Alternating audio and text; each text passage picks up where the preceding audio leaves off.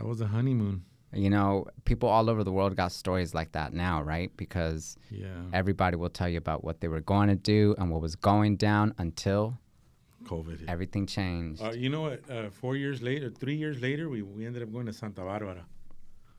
Oh, I see. That was our honeymoon. That was your honeymoon. Santa Barbara. Hey, that's kind of badass, man. I love Santa Barbara. Santa Barbara. Yeah, everybody says Santa Barbara. Hey, true, but it sounds. But I'm getting it from you because you said said Angeleno hard, and because I've never heard anyone say it like that. Because I'm here with Henry Lara of Angeleno Heart from downtown Los Angeles, all the way to the southeast side, all the way up to Hollywood, and then some. I mean, you've been through so much of this city. This city is on your back. It's in your veins. It's in everything you do and touch. Big time. Man, it is such a grand pleasure to have you, Henry Lara of Angeleno Heart, here with JT, the LA Storyteller podcast. Nice. I'm here. Yeah, I'm so happy that you're here. And we're here at the Octavia Lab today, actually. You introduced me to it. I had to introduce you to it. I know. That was pretty cool. I trip out on everything that they have here. I know. And you know what's the crazy part? That it's free. I know, right? All you need is a library card. For real. I mean, and I want more Octavia Labs or more labs, period, to get out to more of the libraries in our communities. You know what I'm saying? Like, this is great. This is the beginning. This is where we are today in 2024. I'm hopeful that in 10 or 11 years, hey, we got labs all over the place, including on your side of town.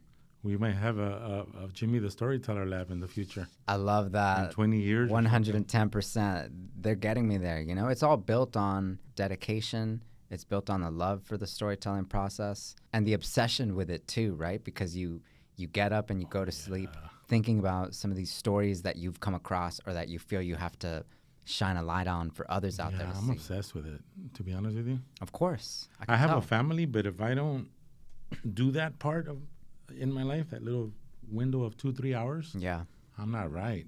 Wow. I'm serious like that. Yeah. It's crazy. So tell me a little bit, Henry.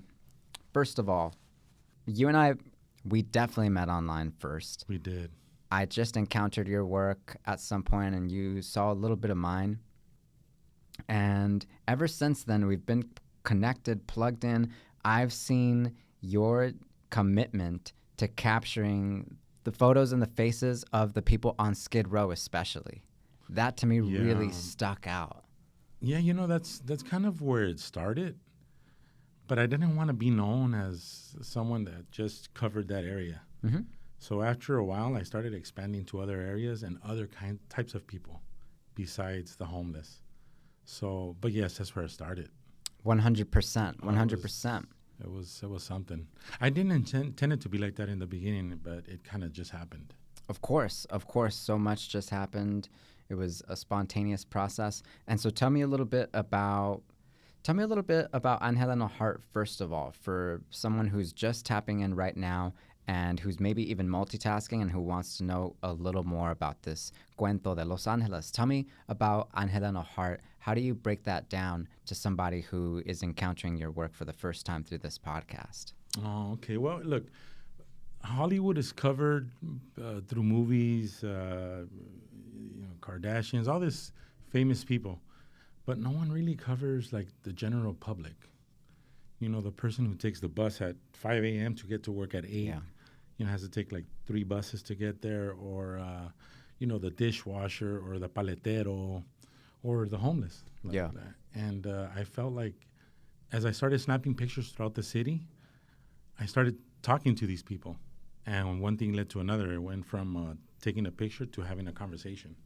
I see. So there are conversations. Angeleno Heart just became snapping a picture and telling the story of that picture.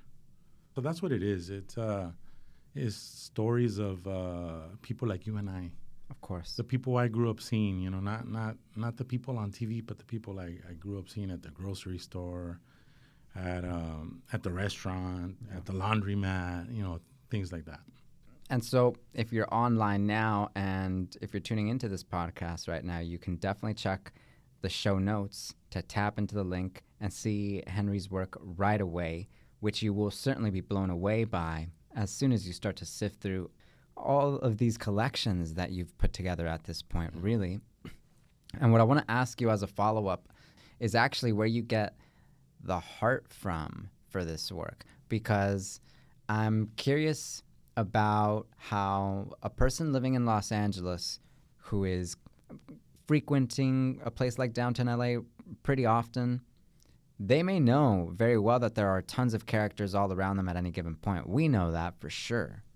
To pick up a camera at some point and say, I'm going to start capturing some of those stories, that's a different thought process than just knowing that you have characters around you. And then to actually pursue that kind of work takes a tremendous amount of courage. I'll let you know right now. Yes. I want to ask you what that process was like for you. Like, where do you get that idea from, first of all? And then where do you get the heart, the courage to go up and actually do that work, the work of capturing these stories through Los Angeles? Well, when I see someone, like we all do, we see someone on the street, and we very easily judge. It's very easy to judge people, but you can't really do that. I don't think anybody has the right to judge anyone if you don't know anything about them. So what I wanted to do through Angeleno Heart is bring a face or a situation and pair it with the actual story. You know, they say a picture says 1,000 words, or what is it? What's that saying? That every picture is worth 1,000 words. Well, yeah, sure. Kind of. That's what I want to bring. Absolutely. But I actually want to bring the actual words, not just the thought of 1,000 words. I see what you're saying. So, I started snapping pictures, and then I would approach them and maybe say something nice to them, and then we'd go from there. It would turn into a conversation, and then they'd just tell me their story. Wow. And it's not always easy. You know, I get a lot of rejections. I get a lot of people who are like, no, they're not interested. But for the most part, if I'm nice, I smile, say a little something nice, and they open up. A lot of them, you'd be surprised, but they wanna tell their story. It's been eye-opening to me that they want to tell their story. Mm-hmm. Not every single one, but a good 8 out of 10, I would say, want to tell their story. Mm-hmm. But where does it begin where you say, today is that day? Like, did you go and take a photography course during high school or at one of our incredible community colleges? Or did you decide to find a camera on your own and then kind of just skedaddle along these streets and then find somebody and say, hey, today's the day, I'm going to go up and I'm going to ask this person if I can take their photo? That's the courage that I really want. Yeah, well, it all started, I didn't go to school for any of it. I just bought a camera and I taught myself. And a lot of it happened and is happening by walking. So what I do is I walk. I'll pick an area, let's say Highland Park. I'll park on Fig, and I just start entering all the little streets. My first story happened in Arroyo Seco. Arroyo Seco, okay. Yeah. I was just walking and trotting along and kind of hiking. I don't know if it was hiking because it's not that difficult, so I wouldn't call it a hike, but maybe walking. Sure. And I saw a couple, a Mexicano and a white lady, and they had their little encampment there on the side of the Seco, and I went up to them and I said, "Can I snap a picture?" You know, I said hello, greeted, and they were very open to it. So if you go to one of the first 2 posts when it all started, in 2015, that's where it all started. That's where it all started. So when I got that story, I'm like, man, I'm gonna get more of these. This was good. Mm-hmm. Mm-hmm. People need to know about these stories. Wow. So that's how it all started. You were hiking, you had your camera, you were taking photos of some flora and fauna out there, some species of plant, and then you see people and your world changed. Yeah. And they responded very well to that.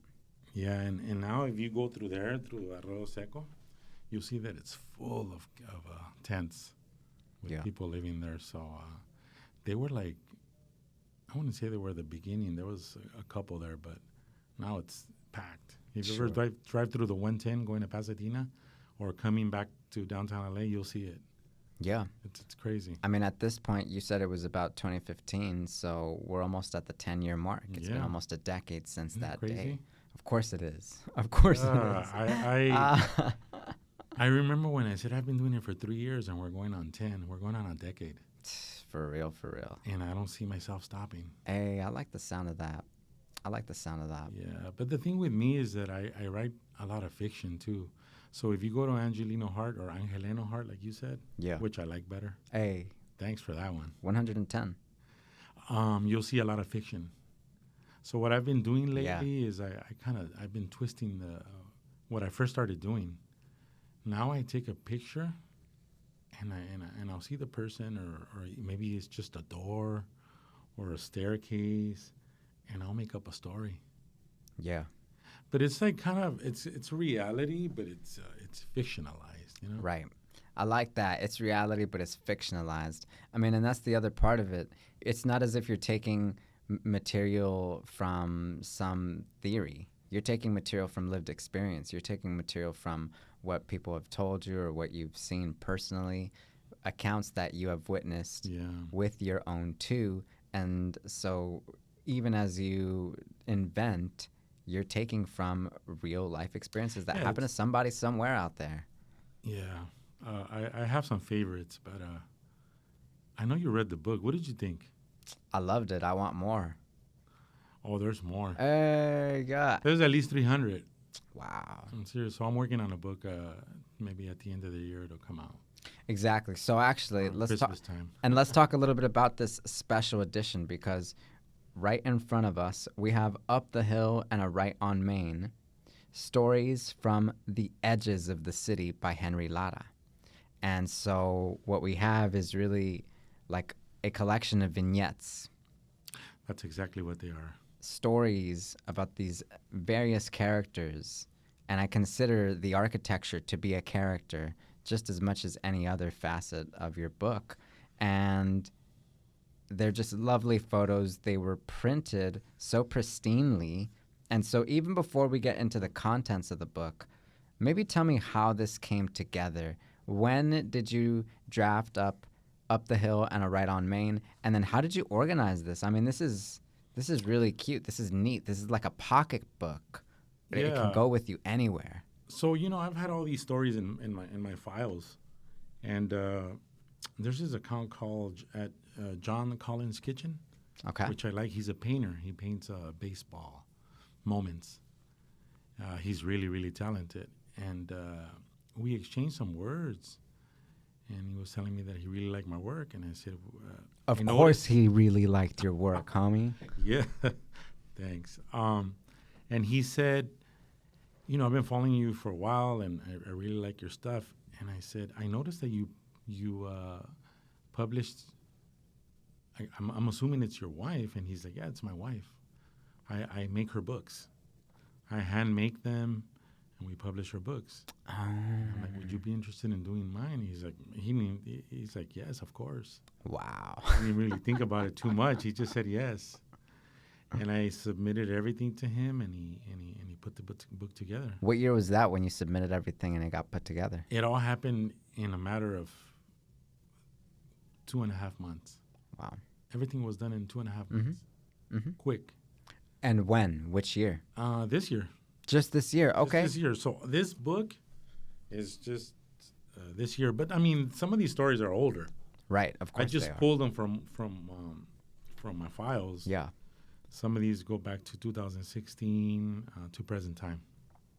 Right, and so I first heard about this book because you posted about this on Instagram, and you noted to folks out there that there was a limited edition of these, that there were only 30 copies. 30. And so you had to settle on a location, and you chose none other than Placita Olvera. No, Mariachi Plaza. Mariachi Plaza, don't get it twisted. Yeah. In Boyle Heights. In Boyle Heights. Tell me why you chose Mariachi Plaza. Well, I lived there for 22 years. I'm in Commerce now, but I lived there for 22 years, and I got really attached to the area. So, yeah, that's my hood. Wow. So I wanted to do it there because it's so special. It's only 30 books. Can I give a shout out to them? Of course. My publisher? Please. They are Resurrection Press and they are a husband and wife outfit, Ingrid Calderon and John Collins. Yeah, and they go by Resurrection Press. Resurrection Press. And I'll be sure to get some photos of the book up on the website so that folks can see for themselves just how beautifully crafted this is. I mean, yeah, that cover it's beautiful, isn't it? Yes, absolutely. It's Himalayan paper.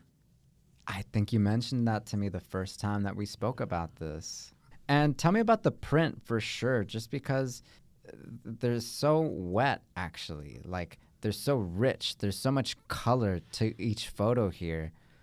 Yeah, you know what? I'm not going to take any credit for I mean, obviously the words and the pictures, but John's like super talented, and he put the book together using like quality paper, the best quality paper he can find, and I guess he knows where he gets his materials, but okay, he put it all together. I'm not going to take any credit. 100%. He's a magician. Yeah. He's a what? He's the magician. Exactly. What a beautiful word, magician. That's what he is. Amazing. Yeah, Henry. And so actually, it wasn't just like at Mariachi Plaza, but you held the get together right at this special food stand that we all know. Oh yeah, Santa Cecilia. Santa Cecilia. They've been there forever. There we go. They're tacos de it's not chicharrón, tripa. Tripa, you right, like tripas? right. I got a love-hate kind of thing. I love them, in that moment, and then the next day I'm like, wow, I definitely ate tripas last night. Yeah, well, these are crunchy, so I like them crunchy. I like that. I don't like them when they're soggy. For so sure, yeah, for they're sure. known for their the tripas de taco, but yeah, they also have a good menudo, pozole. Of course. It's a great place. It's been there forever. And what I really love is the vibe in there. Like every time you walk in, hey, what's up? What can I get you? What do you need? It's so small, huh? It's a husband and wife. Yeah, eight people fit in there or something like that. It's like and they serve small. everybody though. They do. Like, they forget no one. They let you know as soon as you walk in that they got you. Thank you, Armando, for letting me post up there. He gave me permission. Well, nice. And Armando had been visited by Jonathan Goldstein at some point as well, correct? I think so. Yeah. They're pretty popular in Boyle Heights, right? But with so many people doing tacos now and burritos, it's for sure. I don't know if they've been forgotten, but right. They're still there. Santa Cecilia, Boyle Heights. Hey, they're still there. Let it be known. Let it be known. Henry made sure that you don't forget it. Yeah, 110%. It's such a special little joint, and you got to be ready to walk in there and just hang out for a minute. Like if you can find a seat. Exactly. And you'll see a bunch of mariachis there. That's right. Looking for work, They hang out. It's they a do cool their area. thing. It's a nice little. There's a Monarca across the street, and then there's Libros Schmibros. Right, Monarca's a trip, isn't it? Monarca and Libros Schmibros. Those are two neat neighbors right out of Mariachi Plaza. Mm-hmm. And tell me, Henry, a little bit about when you sort of maybe realized that you had a knack for storytelling, that you loved to storytell. Were you at school at some point and you kind of like figured, hey, like I got to go and find out more. I got to go and pick up this libro from the biblioteca. I mean, how is it that you came to that for yourself personally? Wow, this is crazy. So when I was about 7 years old, I guess I must have watched a scary movie, a horror movie. Okay. And I wrote something, and the teacher got a hold of it, and it really bothered the teacher. So they took me to the main office, and they called my mom to go over and talk to them about the story I had just written. There was like a knife with blood and. Which school was this? Miles Elementary in Huntington Park. That's where I grew up. HP. Hey, shout out HP. HP. The real Huntington Park. Hey, oh, watch out. Hey, the lines have real been HP, drawn. yeah. The lines have been drawn. Okay. I always tell people that. That's the real HP. Right. Because what do folks mistake HP with? Highland Park. Hey, don't get it. But I have love for Highland Park. Of course. It's Highland Park is HLP, just for the listeners' reference. But see, HP hasn't been gentrified. Right. Huntington Park hasn't, and Highland Park has. By far. That's not even a question. So, yeah, they haven't tapped into HP. We're going to leave it like that, too. Hey, 100%. 100%. So, anyways, going back to that story, Yeah, they called my mom, and my mom just, when we went home, say, ¿Por qué escribiste eso? Why did you write that? I go, I think I must have watched the movie. You're like, I don't know. But guess what? After that, there was nothing else with writing, with photography, until I went to LECC and I took Chicano Studies, and they made us write a paper. Wow, LACC, huh? That's my hood right there. Yeah. You live around there, huh? Mm-hmm. So, yeah, and they made us write a paper, and it was like a class of like 45 students, and they chose the top 3, and I was one of the winners. Oh, and it was just about the Olmecs. The Olmecas. Just about the Olmecas? That's yeah. Pretty neat, brother. So, and after that, nothing happened. So it's kind of like I've always known that I have something there, but I never tapped into it. ¿Cuántos años tenías over at LACC when you won that writing contest? Oh, I was in my 20s. Okay. I was like 25. All right. And it's not till, 15 years later that I read a book. I don't remember the title, but the book wasn't that good. Okay. I was like, why is this book published? Like, if they can write, I can write. Okay. And so one day, in my kitchen, the kitchen table, I just started writing, and I took off from there. But that was at 40. At 40 years. I love that for you. So I've only been writing, believe it or not, I know it's crazy, but I've only been writing for like 9 years. Wow. And very seriously, like maybe 6. Sure. It gets that way. And I always say to myself, why didn't I write before? And my wife's like, well, it wasn't your time. Your time is right now. Hey. You probably weren't ready to write back then, even though I tell you that experience about elementary and LECC, but I wasn't a good writer actually. When I was like 40, 41, sometimes I read some of that stuff and I'm kind of embarrassed. That's gonna happen to a writer. Like a writer thinks that way too. Yeah, and now it's like I don't think it's the best, but it's better than it was. Okay. I write from the heart. I basically just write what I feel, and I want to when the person, whoever the reader reads my work, I just want them to picture it. Although I provide the picture, it's kind of weird. I provide the picture, but I still want them to get lost. Yeah, I see that so much every time that you put out this work, and it's fascinating because you basically have shown time and again that every photo tells its own story, that no matter how many times you've done this, there's always a freshness, there's always a newness, there's always a rawness to be not tamed, but to be reckoned with out there. And I see it every time I happen to catch one of these posts from Angeleno Heart. I mean, we spoke a little bit about the Instagram in one of our earlier combos, and specifically the Instagram algorithm, the way it's changed things, the way that it's impacted creators such as yourself, and the way that, although I used to see your posts more frequently, now it takes some 4 or 5 days before I just so happen to catch something, and the effect is different even. But that said, you approach each photo with a lot of respect, a lot of sensitivity, and a lot of excitement. And I think your viewers, your audience see that, and that's why we stand so highly by you. That's why we love to know every time that you're coming out with something new that, hey, we're ready for it. The city's ready for it. Let's go. Let's get it to them. And so I just got to take my hat off to you for a moment for that, because thank you. Appreciate that. Yeah, because I think a lot of folks out there, they get into a sense that I've done this before. I think I might be ready to let it go. I think I might be ready to move on. That isn't to say that Henry Lara's work is not evolving. I see it evolving time and again. I see it evolving frequently, and I see you taking on new and new things. And we are, of course, talking about this book becoming a larger collection in very well due time. But it is also to say that you really approach this with a type of commitment that is rare out here, especially in Los Angeles. Oh yeah, my commitment is high. I'm very committed to this. if I don't do it at least 3 to 4 times a week, if I don't hit the streets, I don't feel right. Wow, hit the streets. Yeah, no, I hit the streets, man, and I go everywhere. I mean, I've been doing Long Beach lately. Long Beach, Compton. So, because I work out there now.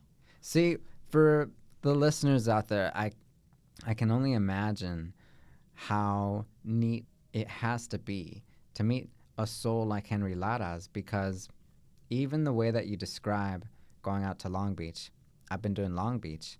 I think about you getting a cup of cafecito with a city somewhere. Somehow out there. And like that's what you do. You nailed it. Right? Like people meet other people to have coffee with people, and that's cool. You go and grab a coffee and you have a coffee with the city. Yeah, I walk, I'm drinking my coffee, and I'm like just looking out. That's very real too, because actually you mentioned to me in one of our earlier convos that you are a morning bird and that you're up pretty early, generally speaking, and that you're out and about doing your thing. So describe that to me for a moment, actually. What are we saying when we're talking early? On a working day or on a non-working day? Let's say that it's a non-working day. Let's say that it's one of these days you just get to do Angeleno Heart. I'm up at 4:30 in the morning. Wow. And usually I'm out the door by 5:15. And I just pick an area. Really? I haven't hit that area in a while. Let me go over there today. I haven't hit that area in a while. Let me go over there today. And I just go and I buy a coffee from whatever city I'm in. If I'm in Pasadena, I'll buy a coffee from a coffee shop there. Usually I have to wait because they don't open up that early. So they open at 6. So sometimes I'm just standing there waiting. Or I'm not going to lie, I'll do a McDonald's drive-thru. So, hey, you can't lie. And I'll just buy a coffee and I'll just like, let's start walking. Right. And then I drink my coffee and my brain opens up and I'm ready to, like, I get inspired real quick. Yeah. You know what? There's been times when I'm writing, and I don't think I've ever said this to anyone, but I get very emotional. For sure. And it can get to the point where I'm writing and I'm crying at the same time. Man, I love that. It's crazy. I love that. And if I don't feel that every so often, I feel like I'm not doing right by my work. Yeah. So wow. I get very emotional doing it. Wow.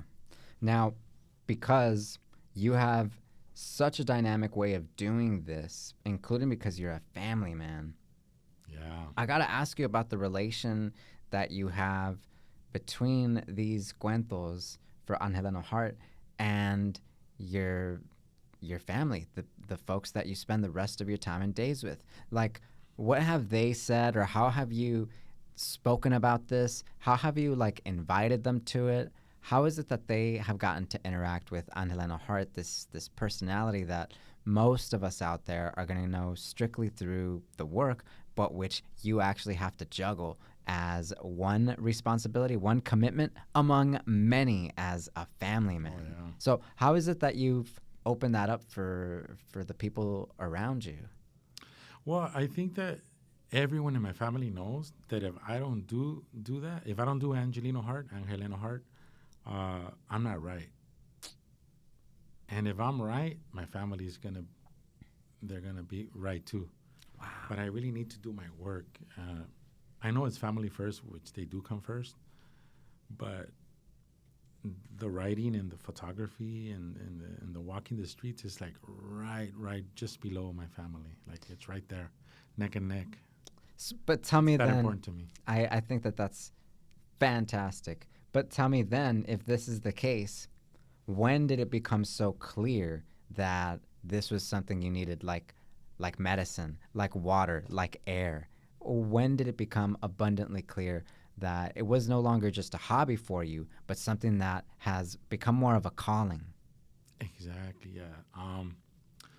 Well, my wife once told me, you know what, I noticed that when you don't do it, you're a little moody.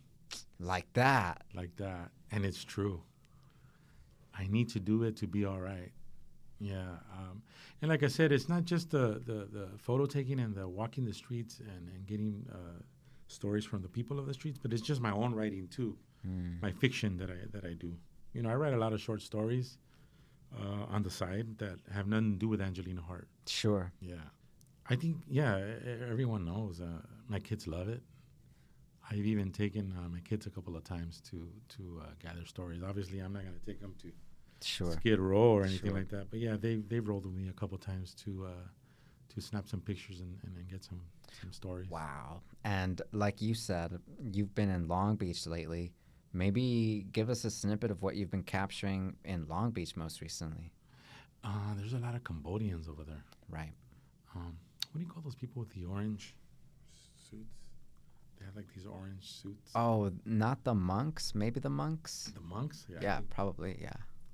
A lot of them. Yeah. I just, I snapped a picture of one the other day, and I couldn't really understand what he was telling me, to be honest with you. Sure. So it's probably going to be one of those where I kind of like make it up. Word up. Fictionalize Word up. it. But he let me. He was very happy to let me snap his picture. Mm-hmm. A lot of Cambodians. There's a lot of homeless over there too. Not everywhere in Long Beach, but there's a certain area like on Anaheim, PCH. Mm-hmm. It's a little different, but you know what? LA, Southern California, man, There you go. It's all there the you go. same. 110%. Let's not get that twisted. But maybe distinguish for me for a moment why we gotta like let that be heard. As far as Southern California? Yeah, like why do we need to distinguish for a moment that like, hey, you know what? Be it LA, be it Long Beach, be it Anaheim, it's all us. Like this is where we're at. Oh yeah. Tell me for a moment why we got to make that clarification, or how some folks might need that clarification actually. Well, Southern California is its own entity, so I just think they're human stories, and human stories are not just Southern California. They're That's California, and they're the nation, and they're the world. That's right. So obviously, I write more stories from people of LA, but they're stories nonetheless, and they're stories of humans. So I think that's the most important thing of what I do is just storytelling, because it's universal. Mm-hmm. Yeah. Mm-hmm. Now, especially because we have gotten into this aspect of the stories intermixing with your family life, I have to ask you if you at some point have researched where this knack may have come from, straight up on a genetic or ancestral level. Like, have you gone about and asked your folks a little bit about who did what, maybe who kept a journal?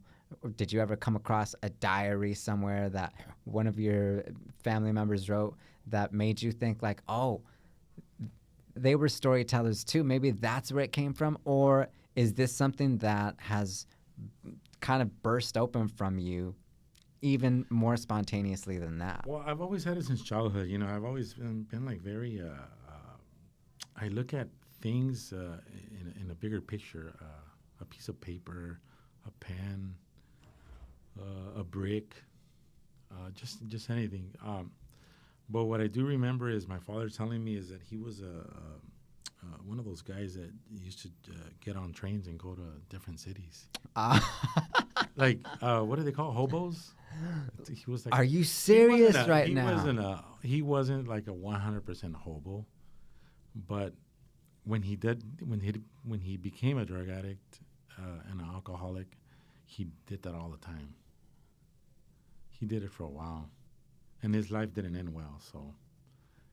So I know I have a little bit from that. Wow, Henry. Like, I just got to be out there. Damn. I'm a Sagittarius, man. Sagittarians we're different.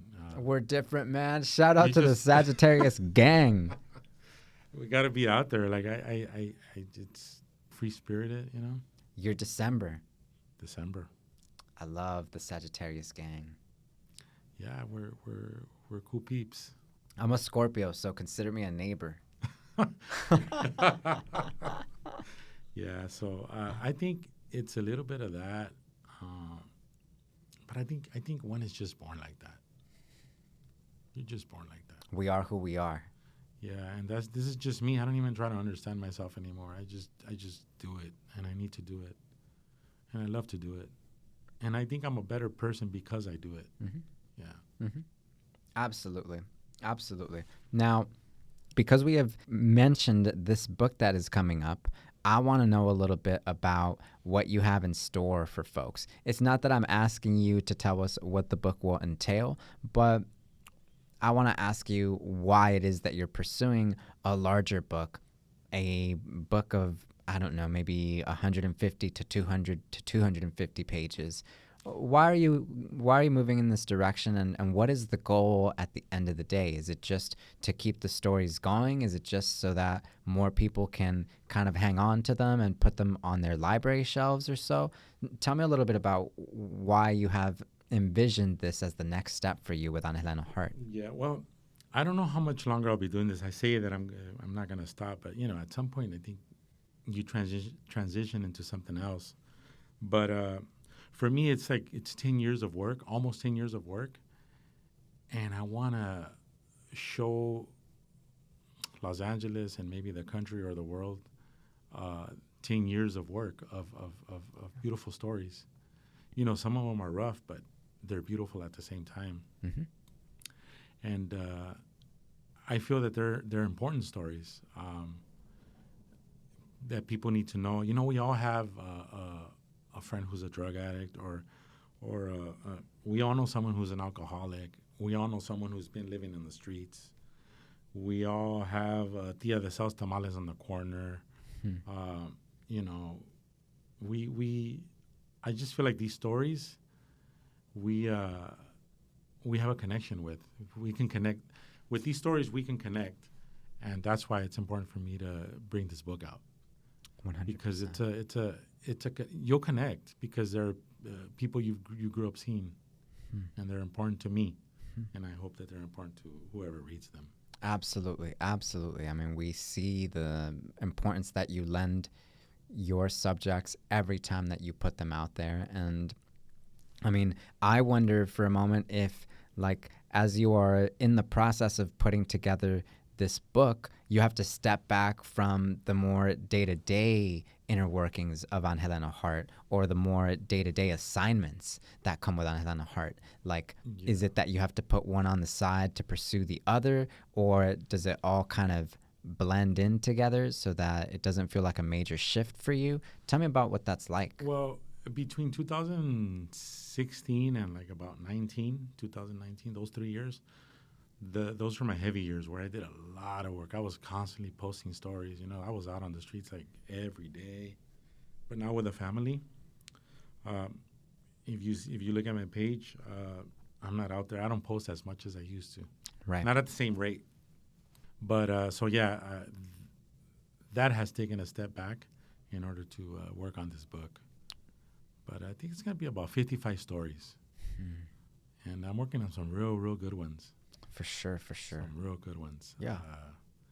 Do you mind if I say Please, we are your guests. There's this, I'm working on this one where this lady, she's 98 years old, and she was born in Bunker Hill. Wow. She's still alive. She was telling me all her story. It's a beautiful one. I think that's going to be one that resonates with a lot of folks. And as far as history, too. I'm working with somebody who was involved in the Rampart scandal. Right. That's going to be a good one, too. Huge. Yeah. Huge. Yeah, that's all I'll say for that. That's all you need to say. There's some beauties. And obviously there's going to be some that people have probably already read that have been posted on my IG. Well, yeah, if you're a diehard, but I'm excited for those out there who are just about to encounter your work and who are about to encounter it in a major way. And it's really cool because actually we started this podcast talking a little bit about these books. I had not one but two in my hand, and you asked me right away, hey, what are you reading? And you placed that into perspective for a moment, I told you this book is from 1846 through 1848, or this book delves into those specific years in California history. And we're here at the Octavia Lab, where storytelling is the center of why folks are here. What's also the case is that when we tap into what appear to be old stories, quote, old stories, we give them new life. And in taking on new life, we open up the doors for new cuentos. And so, yeah, this war from forever ago, it's actually not so finished with, because yours truly is tapping into it, and yours truly means to get that out to my community, to my city, and to let it be known that this went down and that these were the characters and that now we have to make something of it. And then guess what? We have really opened up a Pandora's box, because then you got one guy who's going to go, actually my last name is Bancroft as well, and I've always thought a little bit about the 4 generations of my family out here in Los Angeles, and boom, boom, boom, like you are always finding out just a little more about how all of this came to be. And I just admire your commitment to very literally chasing those cuentos out there, very literally having a cafecito with the city, very literally going up to your subjects and humanizing them, because that is just what drives you. That's Los Cuentos de Los Angeles. Yeah, I've put myself in some weird situations and uncomfortable situations. I basically do whatever it takes to get a story. I mean, I've checked into like these old hotels in downtown. I've gone inside tents, right, with the homeless. I've had lunch with homeless people. I've gone into abandoned buildings. Right. Like I basically do whatever it takes to get a story. Right. Man, that is fierce, Henry. That is so fierce. Thanks. Oh, absolutely, man. And you mentioned that your pops was this vagabond, we can say, this traveler, this rolling stone. But to know that his life gave way to your passion like this, man, that is so neat. You know what I'm saying? Because you go through this city, and for me, you step out onto these intersections, you hear the police sirens, the ambulance sirens, the helicopters. The city can feel like this cold, cold world on so many different days and nights. But when you emerge from that same world with stories about these people and places that we could all benefit from knowing a little more about, man, that renews the passion for the city, despite all its flaws and its shortcomings, as you've seen them stepping into these tents and into these abandoned buildings, and so much more for Angeleno Heart. Yeah, mornings bring different stories. Daytime bring different stories, and the nighttime bring different stories, and I've done all 3. Hey. I've been on the streets at all hours of the day. So that's a big fact, man. Yeah. So now, for somebody out there, just to be sure, who is listening to this and who is also thinking about their side of the city somewhere, they have just a singular question, which is, how do I get started? Where do I begin? I mean, I have so many different ideas, but I can't quite seem to get started. What does Angeleno Heart have to tell that up-and-coming storyteller out there? I think you just have to go off of instincts. If you feel something, you do it. That's basically how I operate. I have this instincts that I need to go to this area, or even I have an instinct that I need to go up to a certain person, and that's what I do. I base it off of instincts and a feeling that you have. If it feels good, if it feels like it's something you need to do, it feels warm, and you get all giddy and happy, then you go do it, whatever it is. Wow. Yeah, because I think if you don't feel that, you have no business doing it. You have to feel a little something in your gut, in your heart. I think that gives you the authority to go out there and do it. If you don't feel it, don't. What's that one quote by Bukowski? Find what you love and let it kill you, or something like that. Oh, okay. I think so. I think that's about right. Yeah, something like that. Check you out. The Bukowski quotes. Yeah. And so even actually, especially with respect to that quote, would you say that even after a story or certain stories out there break your heart and really put you in the motions, really got you feeling quite miserable even about the state of the world, would you say that even then that's a sign actually that the story matters to you and that the story is worth telling? Because it isn't so easy, but it's still something that you need to pursue, or something that others might even need you to pursue. Would you say that? Yes. Stories are not easy. Some of them are very difficult. And sometimes I have to choose. Should I put this word in that this person just told me, or should I omit it or edit it and change the word? So when you read Angeleno Hart, you're reading raw words. Most 99% of it is unedited. It's just what I heard from the person, and that's how I tell it. Mm. So I think. Stories are important, but also how they're told. 10 people could tell a story, but then there's that one storyteller that told it the way it was supposed to be told. And that's what I'm trying to do. I'm trying to write it as raw as possible. So I think it's important to write it that way. Power to it, Henry. Power to it. What I want to ask you about is what you would like to leave the city with for just this installment of JT the LA Storyteller podcast. You mentioned to me at one point that, hey, like, it takes a little bit before you feel comfortable enough getting into a conversation with just somebody else about it. So with that in mind, what is it that drove you to join us here on JT the LA Storyteller podcast today and shed a little bit of light on Angeleno Hart? Tell me why that was okay for you, even though you're a little bit of an introvert, despite all your adventurousness. No, wasn't I telling you that? Yeah. I was telling you the other day that I'm very shy. Right, which is incredible to hear. Yeah, I'm not a public speaker. I have stage fright. Like if you and if there was like 100 people in front of us right now, I don't know if I can handle it. Wow. So I'm very shy. I have stage fright, but there's just this thing that I have with what I do. We were supposed to do this podcast, and then I told you, well, I didn't say anything. And then after we spoke the first time, I don't know, 2-3 days later, I told her, you made me feel comfortable, so I'm down to do the podcast. Wow. So you know what I'm saying? Like, definitely. You made me feel comfortable, so that's why I'm here. Definitely.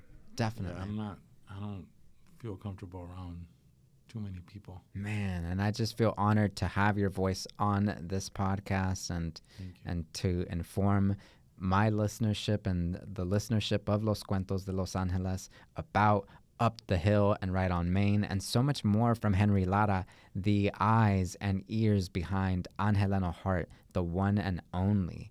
I'm so proud of the work that you do. I'm so proud to know that not only is this a line item on your resume, but the family matters and the work that is beside this, all those things have also taken up so much of your time, but you've met them with courage, with honor, time and again. And I take my hat off to you for it. Thank you. Thank you for having me. I want to spell Angeleno Hart correctly, because let's do it. Some people say Angeleno like with an I. Yeah. But it's Angeleno. That's right. That's right. That's why it's Angeleno Hart. Angeleno Hart. H-E-R-T. There you go. Absolutely. Absolutely. And right now it's just on the Instagram. So there's not necessarily a website for us to tap into. Is that forthcoming at some point? Maybe? I don't know. Okay.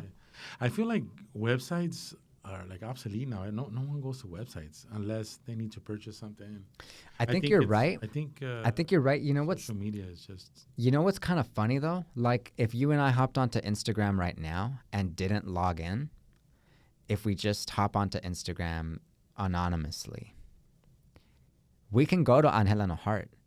We can click on a few of the photos, but then after a while, the screen will prompt you to log in and to enter the site. Oh, yeah, that's true.